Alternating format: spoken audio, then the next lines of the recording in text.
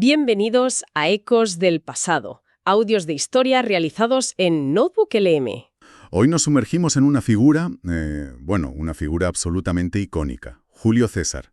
Vamos a intentar profundizar en él y en ese momento tan crucial, el final de la República Romana, basándonos siempre, eso sí, en la conversación que hemos tomado como referencia. Es increíble, de verdad, cómo su nombre, César, acabó siendo casi sinónimo de poder.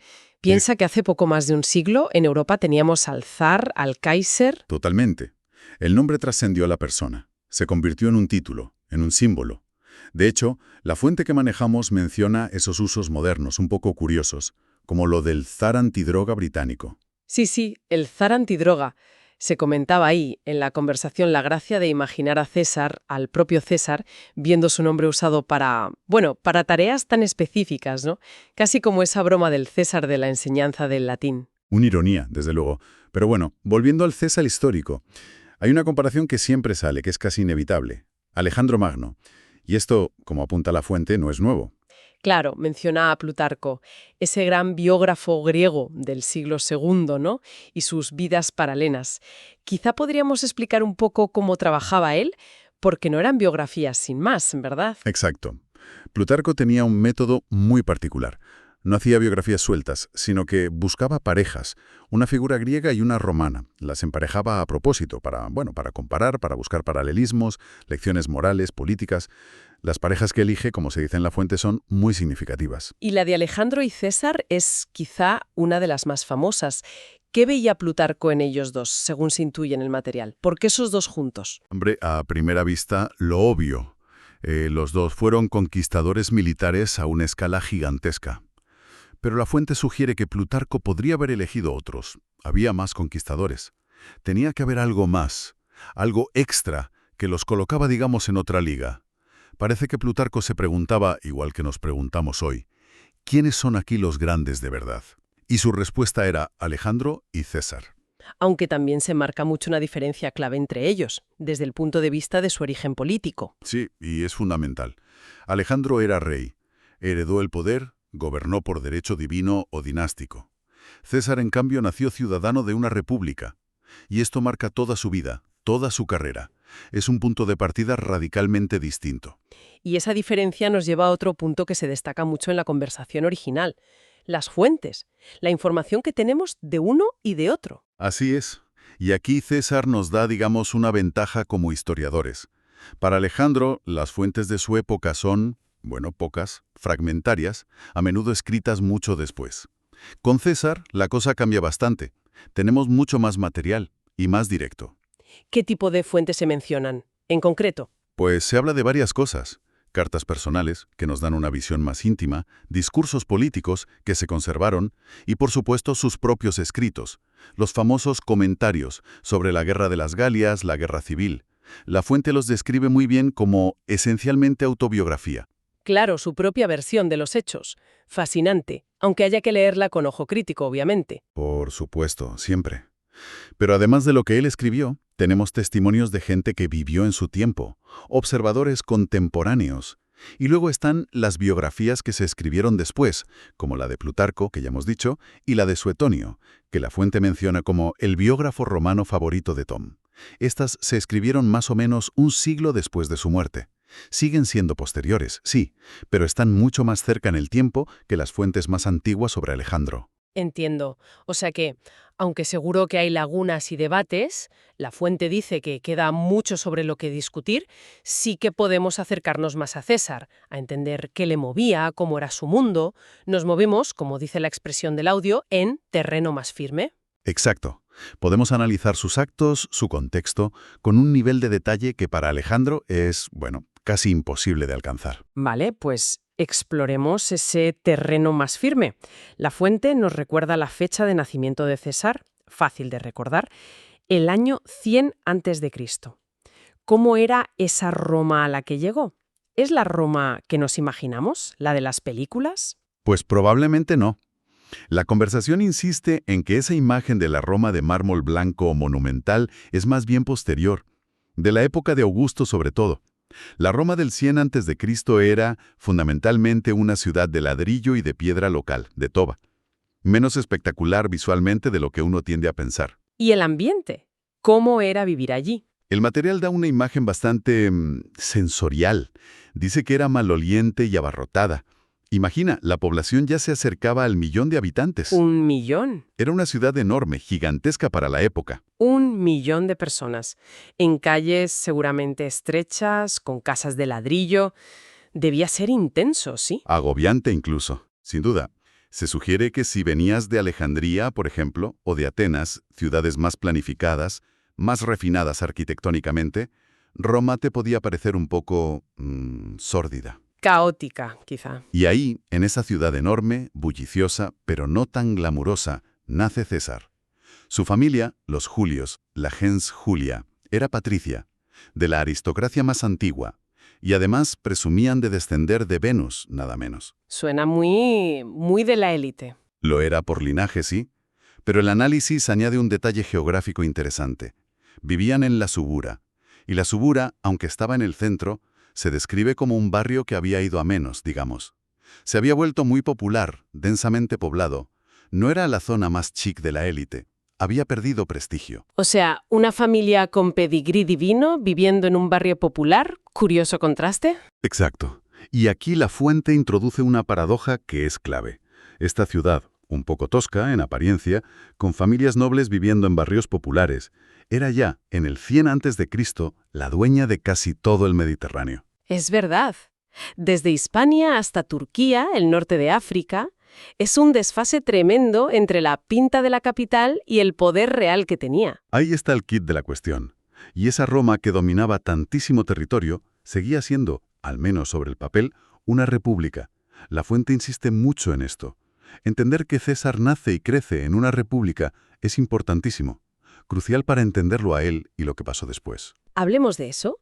¿Cómo define la fuente esa república romana? A veces usamos la palabra imperio y se mezcla todo un poco. Sí, es importante aclararlo. La conversación lo distingue bien.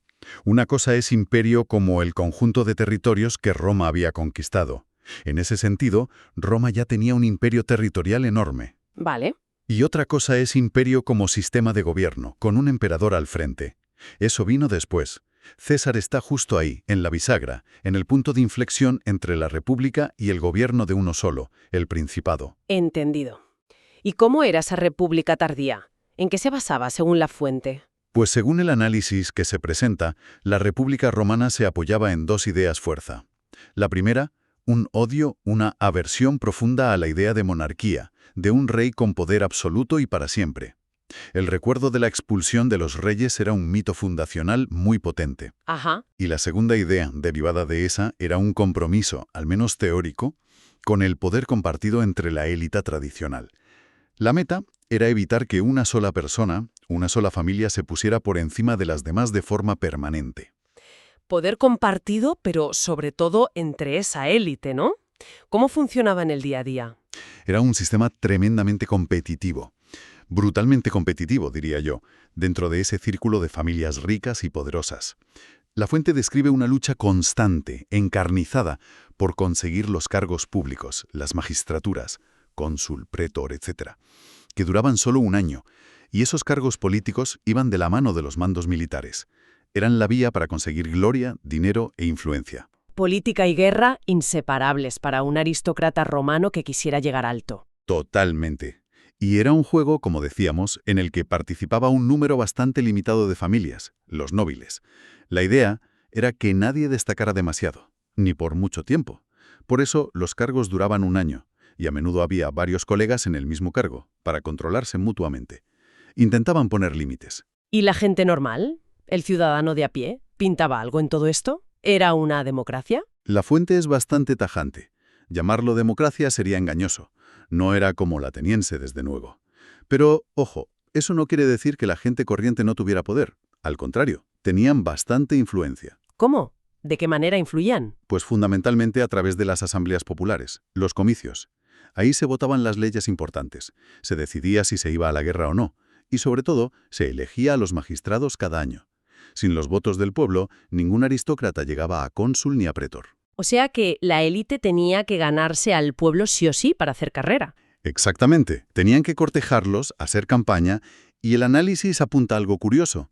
la gente tendía a votar por candidatos de familias ya conocidas, con un apellido que sonara. Incluso tipos que luego fueron súper radicales, como el propio César, venían de esas familias de toda la vida. Parece que el nombre familiar daba como una cierta confianza inicial.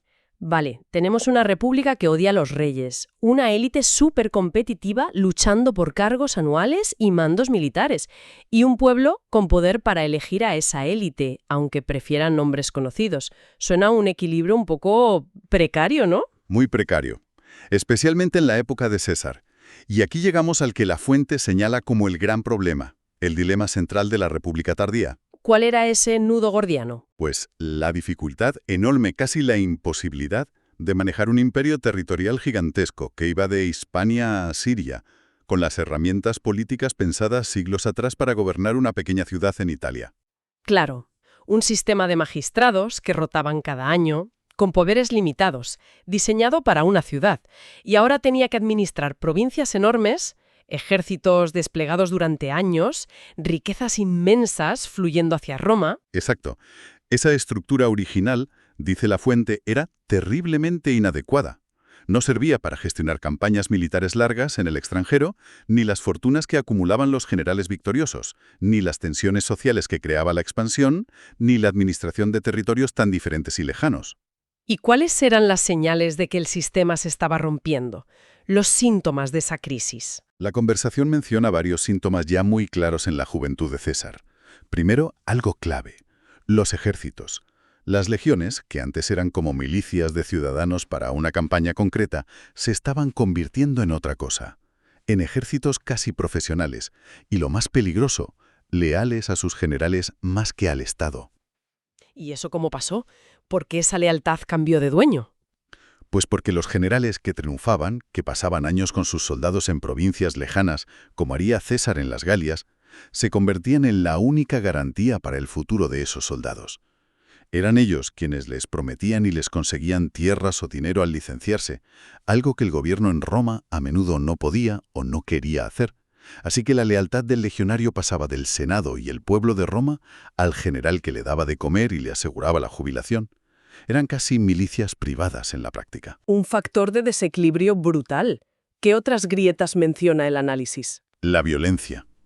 La violencia política dentro de Roma. Esa competencia feroz de la élite se volvió sangrienta.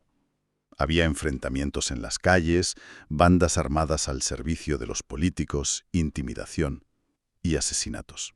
Mataban a políticos importantes. La cosa se puso muy fea. Y también hubo guerras civiles, ¿no? Antes incluso de la de César. Sí, la fuente recuerda la guerra civil terrible entre Mario y Sila, cuando César era joven. De hecho, su familia estuvo en el bando perdedor, el de Mario, y eso le trajo problemas al principio. La guerra civil ya no era una amenaza, era una realidad que habían vivido. Ejércitos casi privados, violencia política brutal, guerras civiles. El panorama era desolador. La fuente usa una metáfora muy potente. La República estaba hirviendo, a punto de desbordarse. Toda la tensión acumulada por ese sistema anticuado que intentaba gobernar un imperio enorme estaba llegando al límite, a punto de reventar. Y es justo ahí, en ese caldo de cultivo, donde aparece y actúa Julio César. Como estamos viendo en este análisis de Julio César y el fin de la República Romana, más allá del mito, él no es tanto la causa única de la crisis, sino más bien la figura que, por su propia ambición, su genio, las circunstancias, canaliza y lleva al extremo todas esas tensiones. Exactamente. César se mueve en un sistema que ya está roto por dentro. Su habilidad militar y política, su conexión con la gente y con sus soldados, su ambición sin límites, todo eso lo convierte en el catalizador final. Es el personaje clave en el momento en que esa olla a presión de la República tardía explota por fin y da paso a otra cosa, al principado, al gobierno de uno solo. Es la culminación de décadas, incluso siglos, de tensiones que iban creciendo. Una figura complejísima en un momento histórico absolutamente decisivo. Creo que este repaso detallado del material nos ha dado un contexto muy sólido para entender el mundo de César y las fuerzas que actuaban en él. Sin duda. Hemos visto la comparación con Alejandro, la suerte que tenemos con las fuentes sobre César. Hemos imaginado esa Roma del 100 a.C. enorme, pero quizá menos espectacular de lo que pensamos. Y sobre todo, hemos desgranado cómo era esa república, sus principios y sus contradicciones mortales. Esa incapacidad final para gestionar el imperio que ella misma había creado. Un sistema hecho, en teoría, para evitar el poder de uno solo, y que al final parece que crea las condiciones perfectas para que un individuo excepcional acumule un poder como nunca antes. Y esto nos deja, quizá, con una última reflexión, algo que se sugiere al final de la fuente. Si la República nació del odio a la monarquía, ¿cómo pudo ser que la solución a su crisis final fuera un gobierno unipersonal que en el fondo se le parecía tanto? Esa es quizá la gran pregunta, ¿no? La paradoja final que representa César y el fin de la República. Una cuestión que sigue ahí y que nos hace pensar sobre el poder, la ambición y cómo los sistemas políticos pueden llegar a colapsar. Gracias por escuchar Ecos del Pasado, un audio generado por la aplicación artificial Notebook LM. Si te ha gustado, suscríbete y comparte. Hasta el próximo encuentro.